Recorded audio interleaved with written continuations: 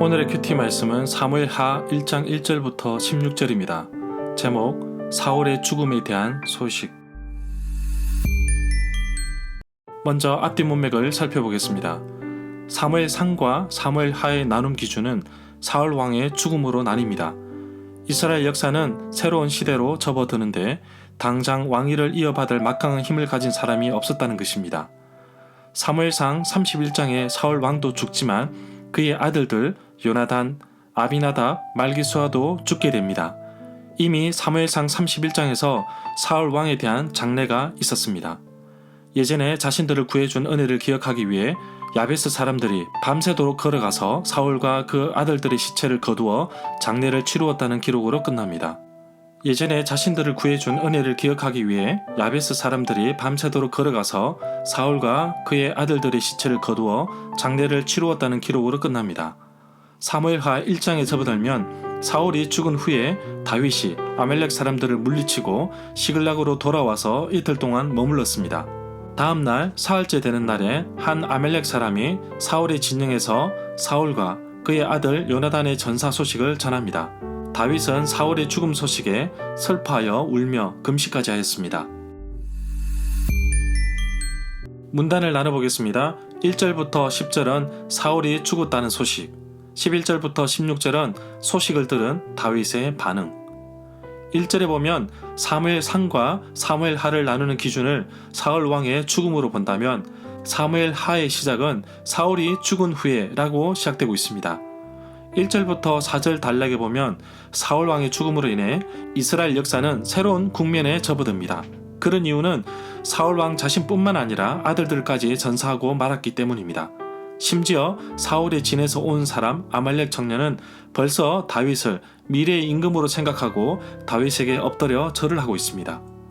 이스라엘 역사의 새로운 국면을 맞는 것은 사실이나 사울의 죽음은 모세나 여호수아의 죽음처럼 그렇게 분명한 역사의 분기점이 되지 않는다는 것을 평가할 수 있습니다. 사무엘상 16장에서 시작된 다윗의 번영 이야기가 사무엘하 7장까지 이른다고 볼 수 있습니다. 2절에 보면 사울의 진영에서 도망쳐온 한 청년이 사울이 길보아 산에서 자결한 사실을 두고 마치 자신이 한 일로 다윗이 인정해 주기를 바라는 모습이 보입니다. 4절부터 5절에 보면 블레셋 시글락에 머물고 있었던 다윗도 실제로 이스라엘과 블레셋과의 전투에 출전하였지만 블레셋 지휘관들의 반대로 직접적인 전투는 하지 않았습니다. 그렇기에 이 젊은이가 전한 소식에 귀를 기울일 수밖에 없었던 것입니다. 다윗이 소식을 전하는 젊은이에게 이렇게 다그치게 물었던 이유는 그가 아끼고 사랑했던 절친 요나단의 전사 소식을 들었기 때문입니다. 6절부터 10절에 보면 아말렉 젊은이가 전한 말에는 거짓말이 포함되어 있습니다. 사무엘상 31장 3절부터 4절에 기록된 내용과 다르기 때문입니다. 이 사람 아말렉 청년은 이렇게까지 거짓을 고하는 이유는 자기 자랑과 더불어 자신의 공로를 인정해 주기를 바라지만 다음 단락에서 다윗은 그렇게 못함을 보여주고 있습니다. 10절에 내 주께로 가져왔나이다 라고 하였는데 사울의 왕관을 다윗에게 가져옴으로써 아말렉 사람은 다윗이 새 왕이 되어야 한다는 것을 암시하고 있었다고 할 수 있습니다. 11절부터 12절에 보면 다윗은 우선 이 사람에게 더 이상 물어보지 않고 그 말을 듣자마자 곧바로 슬퍼하며 울며 금식하였습니다. 다윗에게 사울은 장인 어른이자 그와 평생을 쫓고 쫓기는 관계 속에서 여생을 보낸 사람이며 또한 그의 아들 요나단을 통하여 진정한 형제를 발견했기에 사울 왕과 요나단의 죽음이 적지 않은 충격으로 다가왔습니다.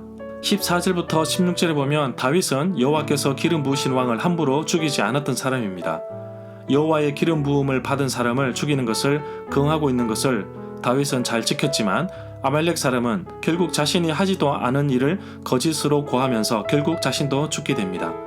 15절에 그를 죽이라고 했는데 아말렉 사람이 진실을 말했든지 그렇지 않았든 간에 처벌은 가혹하다고 볼 수 있을 것입니다. 그러나 이스라엘 독자들은 여기에서 하나님이 기름 부어 세우신 왕의 지위가 고귀한 것임을 확인했을 것으로 보고 있습니다. 이 구절에 활 노래라는 말이 나오는데 사울과 요나단을 위한 다윗의 조시라고 볼 수 있습니다. 절마다 상세한 설명과 구절 해석, 그리고 핵심 내용과 중심 줄거리는 네이버 블로그에 올려져 있습니다. 내게 주시는 교훈입니다.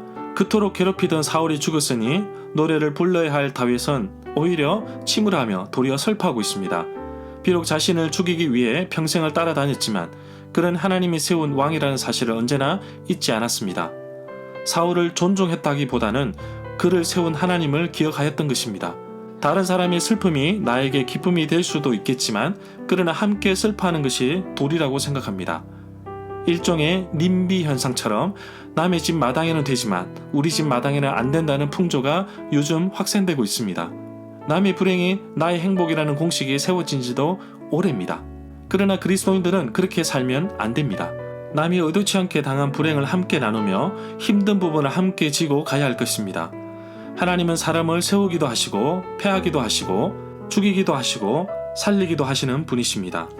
그동안 사울은 다윗을 적으로 생각하고 계속 추격하였지만 다윗은 하나님께서 기름 부어 세우신 왕을 인정하였고 또 사울의 죽음 소식에 슬픔을 감추지 않았습니다. 오늘도 생명의 주권자이신 하나님을 기억하며 나의 삶의 진정한 주인이신 하나님만 바라보며 살아가는 하루가 되기를 간절히 소망합니다.